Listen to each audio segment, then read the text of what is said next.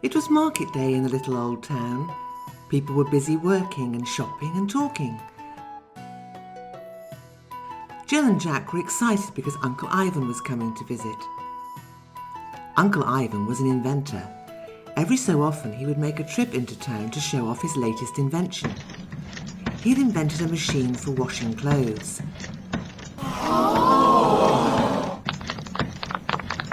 He had also invented a water squirter that would put out fires.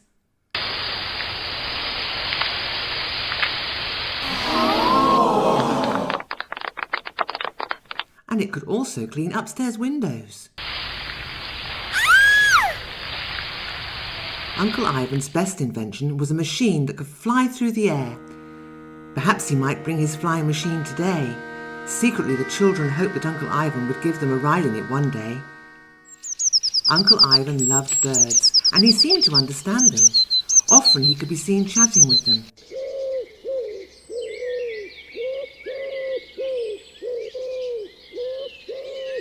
What did they talk about? Nobody knew. Maybe they just gossiped like everyone else.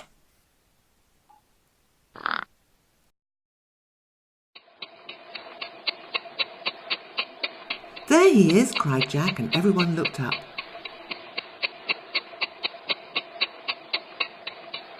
They could see that the flying machine was towing a balloon with another big package hanging from it. They watched as Uncle Ivan carefully landed the machine in the town square.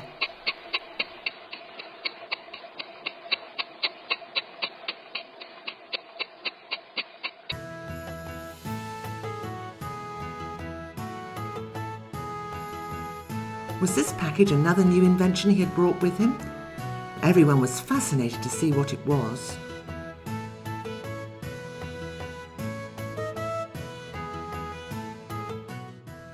The new machine was very mysterious. It was full of rollers and cogs and levers. On one side was a board covered with wooden keys, each one with a letter of the alphabet. Ivan sat down at the machine and started tapping the keys. After a while he stood up and pressed another lever. The machine rattled and clanked and whirred, and out shot a large folded piece of paper. This, he told them, was called a paper news, and it was covered with pictures and writing about things that were happening in all the towns and villages around.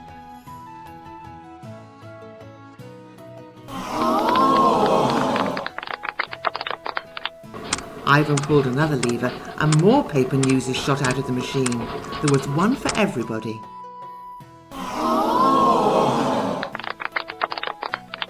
Everybody read their paper news. There was a story about a farmer whose cart fell into the river and all his tomatoes floated away. There was another story about a lady whose chicken laid an enormous egg. The story which everyone loved the most, however, was about the forthcoming wedding of beautiful Princess Belinda and the handsome Prince Edwin. The mayor asked Ivan how he found out about everything that was happening. He just looked upwards and said, "Oh, a little bird told me."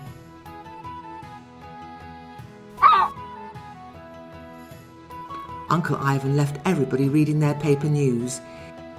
He called to Jill and Jack and asked them if they wanted their ride in the flying machine. They couldn't wait. As the flying machine rose above the town, Jill and Jack looked down at the people below, looking smaller and smaller.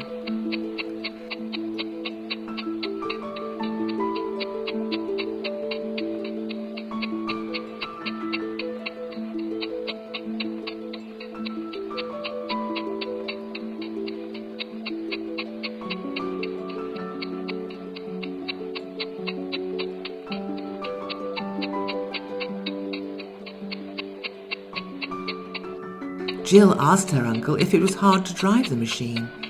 He explained it was quite easy, and he showed them the controls. "Here you are, you can steer it. Jack, you can stoke the boiler."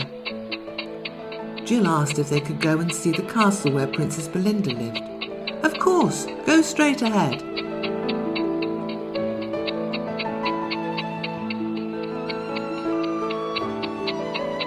"Look," said Jack, "there is Princess Belinda with the prince." The children were so pleased when the couple saw them and waved back. On their way back, Peering through the cloud in the far distance, Jill spotted another castle. "Can we go and see that too?" "No way," replied her uncle. "That belongs to the evil Princess Nastia. She kidnaps people and keeps them locked up. She rides a terrible flying dragon, and the castle is surrounded by a lake guarded with water dragons. We definitely won't go there." Jill asked, "Why is she so nasty?" "They say that she once loved a prince, but on their wedding day he fell in love with another princess and ran away. Now she is full of hate, and she kidnaps young men who are getting married. She feeds them fuggle nuts to make them forget everything." "Fuggle nuts? That's awful. Is there anything that can cure them and bring their memory back?" "Pomegranates. Lots of pomegranates." Jill and Jack told their parents about the fantastic ride in the flying machine and how they had waved to Princess Belinda and Prince Edwin. Lots of people were getting excited about the royal wedding and what they were going to wear. Next day, a stork flew over the town with another load of Uncle Ivan's paper newses.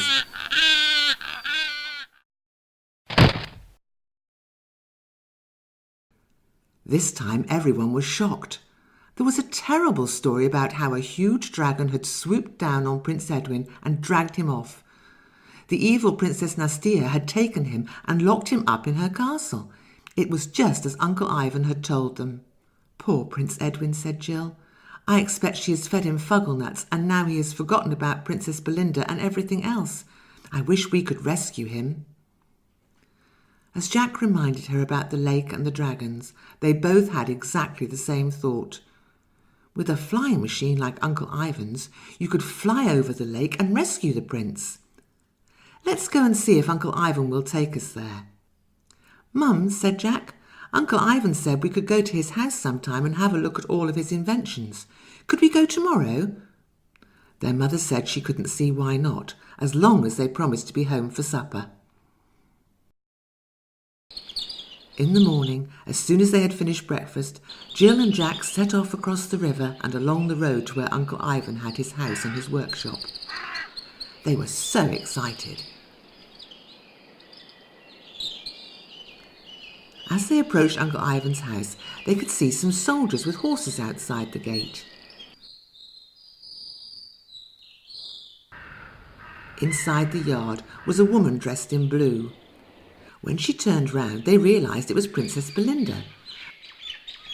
She recognised Jill and Jack and asked them if they knew where to find the Professor and his flying machine. They told her that the Professor was their uncle and how sorry they were to hear about Prince Edwin being kidnapped. The Princess explained that she had come to ask if the Professor could help her get to the castle where he was prisoner. Jack told her that that was exactly why they had come, to see if Edwin could be rescued by a flying machine. That's when Jill spotted the note pinned on the workshop door. "Very sorry, closed today. I've gone to the big city to get nails and screws and wire and nuts and bolts for a very important invention. Back tomorrow." The princess was very disappointed. How are we going to rescue him? Jack and Jill told her that they knew how to drive the flying machine and that they were sure Uncle Ivan wouldn't mind if they borrowed it, and they could take her there and help her rescue Edwin from the horrible Nastia. Belinda told them it might be dangerous, but they said how much they love adventures, especially dangerous ones. There was no time to lose. Belinda dismissed her guards.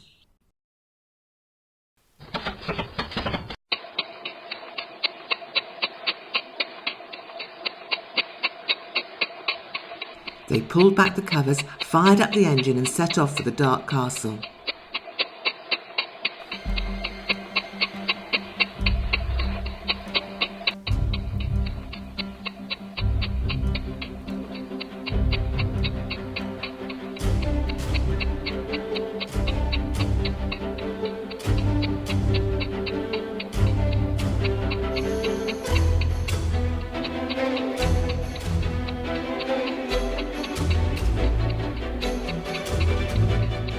Jack asked the princess what she had in the bag.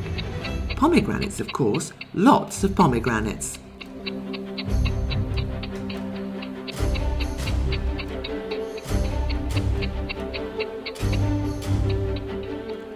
they came to the lake, the clouds cleared and they could see the castle. Swimming around the lake were the deadly purple water dragons. Suddenly they saw the evil princess herself rising straight up from the castle riding a huge flying dragon. Luckily she had not spotted them hidden behind a cloud. That's her on her dragon. She's going somewhere. Now's our chance. Let's find Edwin. Jill steered the flying machine towards the castle's big tower. There were so many windows. Where was he? There, said Jack. There he is, that little window right at the top. Jill steered the flying machine as close as she could. Belinda called out, Edwin, Edwin, we've come to rescue you. But Edwin just stared back with a blank face. Who are you? It's me, Princess Belinda. We are going to be married. Your mind has been drugged by that evil Nastia. We have come to rescue you. Belinda quickly cut slices of pomegranate and threw them to Edwin. Here, eat some of these, quickly. Luckily, Edwin was very hungry. Jack was on lookout and he spotted the dragon at the far end of the lake. She's coming back. Edwin was slowly coming round. Ah, Belinda, lovely Belinda, we were going to be married. And we are going to be married, said Belinda. Climb out of the window and jump into the flying machine. We need to go now. Quickly, said Jack. She's seen us and the dragon is breathing fire. Jump now, implored Belinda.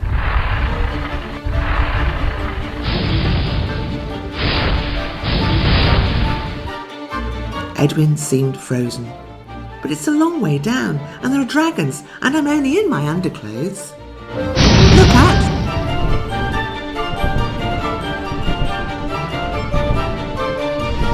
As the dragon circled for another swoop, she threw him a rope. Edwin, tie this around your waist and jump now. Now, she screamed. Edwin closed his eyes and jumped. Edwin missed the flying machine and ended up dangling on the rope underneath. Poor Edwin was terrified. He screamed for help, but Belinda knew there was no time to haul him up before the dragon swooped again. She told Jack to take the flying machine up and away as quickly as possible. With Edwin still dangling on the rope, the flying machine started to rise, but only as the dragon swooped again with an enormous jet of fire.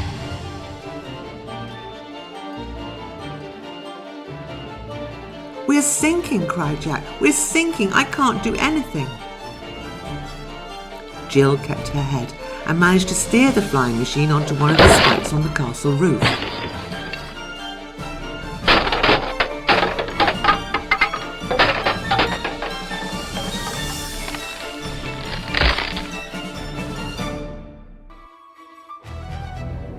Here she comes again, shouted Jack. Let's give her some dessert.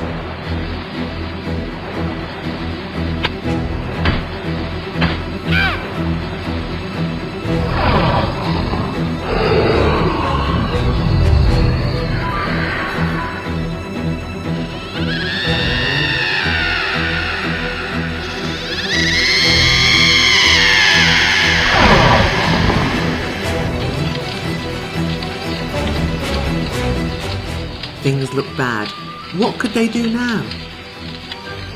Just then, Jack spotted something strange flying straight towards them. What's that? It looks like a wooden bird, like something that Uncle Ivan would make.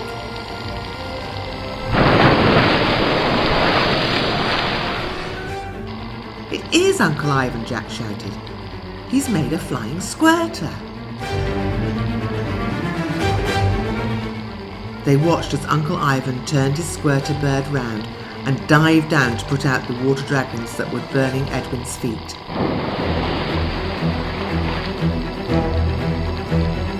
Princess Nastia was incensed. How dare they bring this mechanical toy to her castle and spoil her fun? It would have to be destroyed along with the rest of them. Uncle Ivan just managed to dodge out of the way as the fire dragon swooped on his wooden bird. But the dragon was much faster and stronger. He only had enough water left for one big squirt. As the dragon swung round for another swoop, he turned his bird to face it and waited. He waited until the flaming dragon was almost on top of him. He pulled the lever and shot out all the water he had down its throat. When the huge cloud of steam had cleared, he could see that the dragon had lost its fire for the moment. He knew that in a few minutes the dragon would have his fire back. Their only chance was to go now. Ivan moved over the top of the broken flying machine and caught it with his hook. With all the power he had in his little wooden bird, he pulled the old flying machine off its spike, together with poor Edwin still hanging underneath.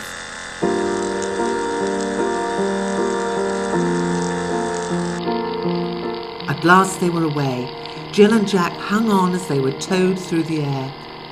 Belinda shouted down to Edwin that she loved him and that he was very brave. Soon they would come to her castle where they would be safe at last.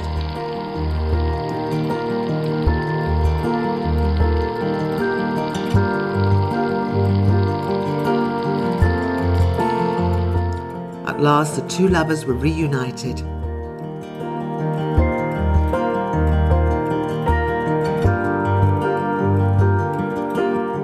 Jill and Jack flew back with Uncle Ivan as he took his broken flying machine back to his workshop. Jack asked his uncle how he knew where they were and that they were in trouble. Ivan just told him to look to his right. Of course, the birds, they see everything that happens everywhere, and he can talk to them.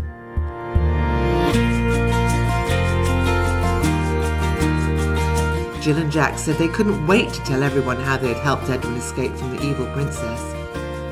Uncle Ivan said, "Of course, but maybe don't say too much about all the dragons and the fire in case your mum doesn't let you come and see me again."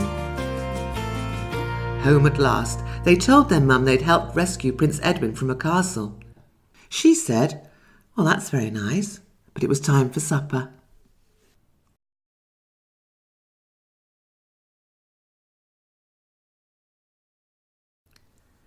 In the morning, the stork dropped a new bundle of paper newses.